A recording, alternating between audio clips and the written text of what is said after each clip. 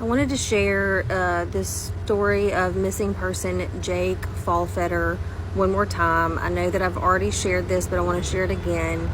He was last seen in Ruckersville, Virginia on July the 18th, and he has not been seen since. On the following day, July the 19th, his car was found in Louisa, Virginia, which is about 18 miles from Ruckersville. Now, at the time his car was found, law enforcement did not realize that Jake was a missing person.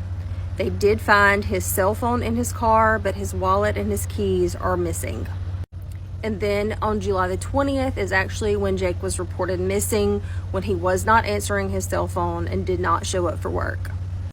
The day after Jake was reported missing, law enforcement realized that the car that they had towed on the 19th actually belonged to Jake, and they contacted Jake's family.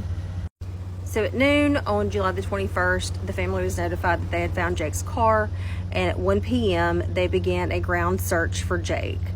That search concluded at 8 p.m. 2 days later with no signs of Jake.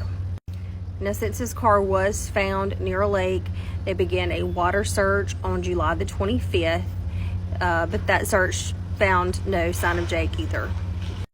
Also on July the 25th, law enforcement received a tip of a possible sighting of Jake, even though this person matched his description a bit. The person that they saw did not have any facial hair. This person was seen in an unoccupied home, but the person did not identify themselves. And dogs that they had at the scene did not pick up any scent of Jake. Now, this post was made by one of Jake's best friends in regards to a really big, expensive fishing trip that Jake had planned. He even has Jake's flight info posted. Jake was supposed to fly to Burlington, Vermont on July the 25th for this fishing trip. And you can see here that this was actually a bass fishing tournament, and that Jake had already purchased his flight, his New York fishing license, and he had already paid his tournament fee. The friend had already been to the airport in Vermont twice this morning to see if maybe Jake would show up on his flight, but he did not.